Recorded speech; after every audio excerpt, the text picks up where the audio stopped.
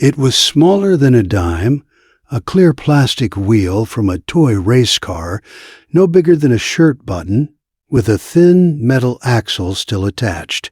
It had rolled under the edge of the playmat sometime between breakfast and the moment the Mastiff named Brutus shoved his entire head into 8-month-old Owen's lap. Sarah Chen had been watching. She was sitting 4 feet away on the living room floor, folding onesies from a laundry basket, her phone face down beside her. She was present, attentive, and she saw nothing wrong. What she saw was a dog putting his mouth near her infant's hands. Brutus weighed 168 pounds. His head alone was larger than Owen's entire torso. When he pushed forward, Owen tipped backward against the foam playmat, and Brutus's nose pressed against the baby's closed fist. Sarah moved fast. She grabbed Brutus by the collar and pulled. He resisted, something he had never done. She pulled harder. He braced his front legs and leaned into Owen, his nose working against the baby's fingers with a precision that looked, from 4 feet away, exactly like a dog trying to take food from a child's hand. "Brutus, leave it." The command was useless. Brutus pushed his jowls against Owen's right hand and pried the fingers open with his nose. Sarah saw the motion, the deliberate, gentle nudging of a massive jaw against infant fingers, and her body reacted before her brain could process it. She shoved Brutus sideways. He stumbled, then came back. She shoved him again, harder, and dragged Owen away by the arm of his onesie. Owen started crying. Brutus stood in the middle of the playmat, his head low, something small and clear hanging from his lower lip. Sarah was breathing hard, one hand on Owen's back, the other reaching for her phone. She was going to call her husband, Kevin. She was going to tell him what she'd told him before.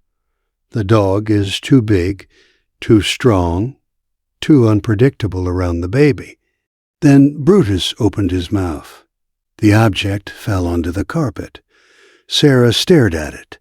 A plastic wheel, a metal axle, sharp on one end where it had snapped from the body of a toy car. She looked at Owen's right hand.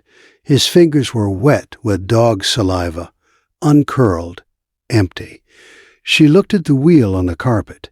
She looked at the spot on the playmat where Owen had been sitting. Kevin's oldest son, Tyler, had been playing with the race cars that morning before school. He was 9.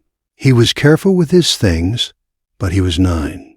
One wheel had broken off, rolled under the playmat edge, and found its way into the space where Owen's hands explored everything within reach. Sarah picked up the wheel.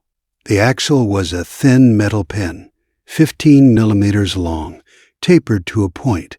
If Owen had put it in his mouth, and at 8 months everything went into his mouth, the pin would have lodged in his soft palate, or worse, his airway. She sat on the floor and held the wheel in her palm. It weighed almost nothing. Brutus was still standing on the playmat. His tail hung low, his ears were back, the posture of a dog waiting to be punished again. Sarah put Owen in the pack and play. She walked to Brutus and sat down in front of him. She put both hands on either side of his massive head, her fingers disappearing into the loose folds of his jowls. "I pushed you."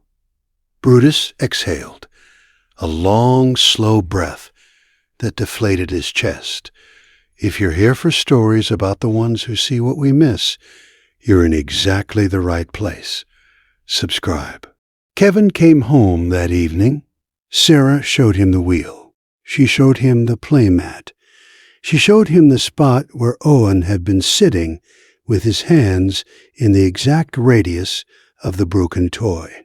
Kevin looked at Brutus, who was lying by the back door, watching Owen through the baby gate.